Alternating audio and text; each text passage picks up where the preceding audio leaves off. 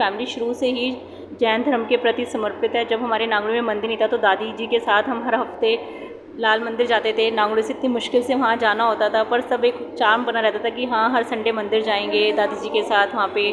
तो दादी जी का भी हर चीज़ का नियम था, त्याग था। उसके बाद फिर मम्मी ने भी हर चीज़ का, पुष्पांजलि के मंदिर से जुड़ी हुई हैं, पुष्पांजलि प्रीतमपुरा से। और मैं 7th क्लास में तरुणी के लिए पुष्पांजलि आ गई थी, वहाँ पे भी मेरा सांस्कृतिक कार्यक्रमों में पार्टिसिपेट करने का रहता था। उसके बाद 2003 में मेरी रोहिणी सेक्टर 5 में शादी हुई अमित जैन से, हेमचंद जी जैन के परिवार से। मैं हूँ उनकी छोटी बहू हूँ। तो उसमें भी मैं जब मंदिर में आई तो शुरू से ही मैं मंदिर के हर सांस्कृतिक कार्यक्रम से जुड़ी रही। कोई भी पूजा पाठ होता था तो उसमें पार्टिसिपेट करते थे हम लोग। तो शुरू से ही हमारी धार्मिक भावना मंदिर के प्रति रही है। अब रोहिणी में कितने सालों से है? रोहिणी में वैसे मतलब कि मेरे ससुर साहब तो 30 साल से हैं, पर मेरी शादी को भी 20 साल ही हुए हैं। आपकी अपनी शिक्षा कितनी तक पढ़ाई? मैंने फैशन डिज़ाइनिंग किया हुआ है, डिप्लोमा कोर्स 2 इयर्स का।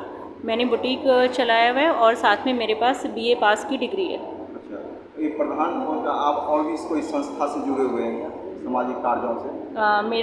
मैं अरहम ध्यान योग है, अरहम प्रणेता मुनि श्री पन्नम सागर जी महाराज का है, उसमें मैं टीचर हूँ। अभी मैंने कोर्स कंप्लीट किया है वहाँ से। और वहाँ पे भी जैसे हम लोग कैंपेन के लिए स्कूल में जाते हैं, अनाथ आश्रम में जाते हैं, वृद्ध आश्रम में जाते हैं और वहाँ पे अपने अरहम ध्यान योग की योगा की क्लासेस लेते हैं। वहाँ पे 30-40 बच्चे या लेडीज़ को इकट्ठा करके फिर हम वहाँ पे योग की क्लासेस देते हैं। अभी हमने अपने मंदिर में भी योग के लिए पूरा 1 महीना हफ्ते में 3 दिन क्लासेस लगाई हैं। और मेरे साथ की जो बहनें यहाँ पे थी सेक्टर 5 की, उनको मैंने प्रोत्साहित किया तो वो भी अरहम ध्यान योग से जुड़ी और हम अरहम ध्यान योग के माध्यम से धार्मिक सामाजिक कार्य करते हैं। अच्छा, आप महिला होते हुए इतनी बड़ी काम को उपलब्धि ली है, तो इसमें आपका क्या श्रेय है? लोगों के आपके प्रति क्या भावना है, क्या सहयोग है, थोड़ा इसके बारे में बताएंगे? हाँ, मैं सेक्टर 5 के मंदिर में थी तो हम लोग शुरू से ही महिला मंडल में मैं रही हूँ। और महिला मंडल हमारा 2003 से ही बना हुआ था, पर अभी तक कोई भी किसी पद पे नहीं था। और हमने ऐसे कभी मतलब उन्होंने बोला भी कि आप प्रधान बन जाओ या सेक्रेटरी बन जाओ, या फिर मतलब लोग बाहर पूछते भी थे। मैंने बोला नहीं, हम सब बहनें हैं और हम सब मिलके काम करेंगे। तो अभी तक हम किसी भी पद पे नहीं थे। फिर हमारे जो भाई हैं मंदिरों के, उन्होंने बोला कि नहीं, अब इस बारी हम चाहते हैं कि महिला मंडल आगे आए। और महिला मंडल पहले ही बहुत अच्छा काम कर रही है।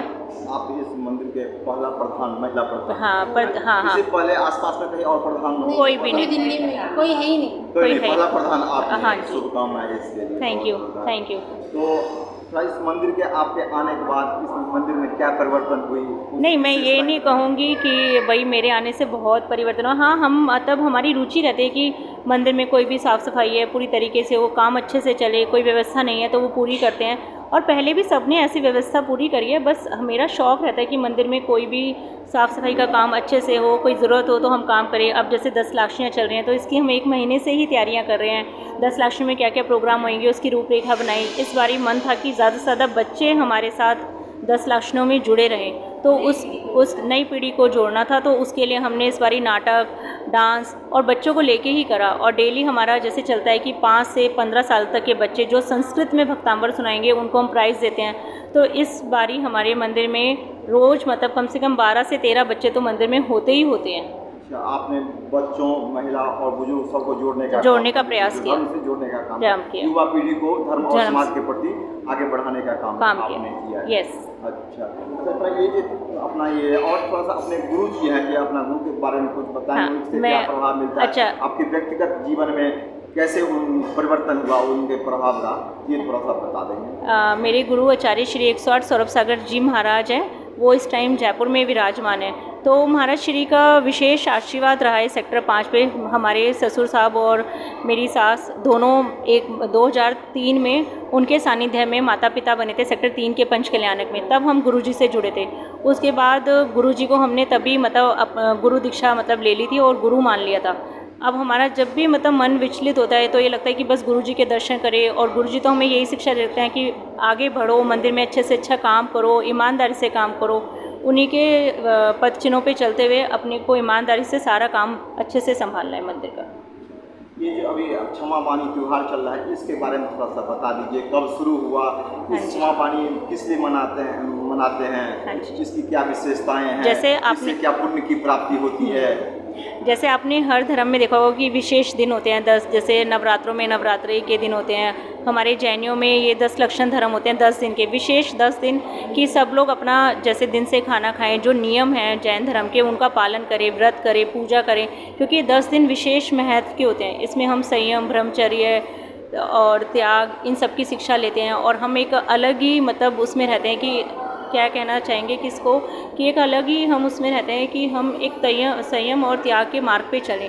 तो ये हम अपने बच्चों को भी जैसे बताते हैं कि भाई आपको 10 दिन तो दिन से ही खाना खाना है, आपको मंदिर ज़रूर जाना है, तो बच्चे भी समझते हैं 10 दिन का महत्व है तो हमें ये सब पालन करना है, तो इसीलिए इसका बहुत महत्व है। अच्छा, एक चीज़ मैं पूछना चाह रहा हूँ, जो ये अपना जैन धर्म में है, एक है न हम दिगंबर न हम श्वेतांबर, हम सब हैं 24 तीर्थंकर के अनुयायी, नमोकार है मंत्र हमारा, जियो और जीनो द्यो संबल है हमारा बात। फिर मतभेद क्यों है? सब एक है, फिर मतभेद क्यों है? मैं इसलिए पूछना चाह रहा हूँ, एक आप महिला प्रधान हैं, आप इसके बारे में क्या सोचते हैं? इसके माने इसको मतभेद को मिटाने के लिए आपकी क्या प्रयास रहेगी, आपकी क्या विचार रहेगी, इसके बारे में थोड़ा सा जानकारी बता दीजिए। देखिए मेरा तो यही विचार है कि ना कोई दिगंबर है ना कोई श्वेतांबर, सब महावीर की औलाद है। तो मैंने जो पिछली बार भी हम लोगों ने प्रोग्राम किया था कि ना दिगंबर हम ना श्वेतांबर, हम तो सिर्फ जैन है, और वाकई में हम सिर्फ जैन है। कुछ लोगों के द्वारा, पंथ के द्वारा ये मुद्दा उठा गया कि आप दिगंबर हो, आप श्वेतांबर हो, आप जितनी भी शिक्षाएं दोगे महावीर भगवान की ही शिक्षाएं हैं और सबने हमें जियो और जीने दो का संदेश ही दिया है और कुछ भी नहीं दिया। वही तो सब महावीर का जो है अहिंसा परमो धर्म पर सब चलते हैं, सब चलते हैं। क्यों मतभेद है? किस ये मतभेद है? देखिए हम एक प्लेटफॉर्म पर नहीं ला सकते हैं। देखिए प्रयास तो मतभेद मतभेद नहीं है, हमारा सिर्फ उनको पूजने का तरीका अलग अलग है। हम लोग मूर्ति पूजा करते हैं, वो शास्त्रों में जो है उनकी पूजा करते हैं, गुरुओं की पूजा करते हैं वो, इसलिए कोई मतभेद नहीं है। 24 ही सेम 24 भगवान उनके हैं और वो ही 24 हमारे हैं, बस थोड़ा सा पूजा करने का तरीका भिन्न है। लोगों ने मतभेद करा है, वैसे आपस में कोई मतभेद नहीं है। हमारे यहाँ जैनियों में जब शादी होती है लड़की की तो श्वेतांबरों में जाती है, श्वेतांबर की लड़कियाँ दिगंबरियों में आती है, ऐसा कुछ भी नहीं है। हमारे सारे रिलेटिव्स एक ही कल्चर है, सबका एक ही कल्चर है। पंजाबी सरदारों में होता है ना, वैसे ही सेम वही है। जैसे वो गुरुद्वारे में ही जाते हैं पंजाबी वाले, वो ये सेम कल्चर, सारे विधि विधान वही है, सब एक ही सब एक ही जैसे ही है। थोड़ा बहुत मतभेद तो हर जगह ही होता है।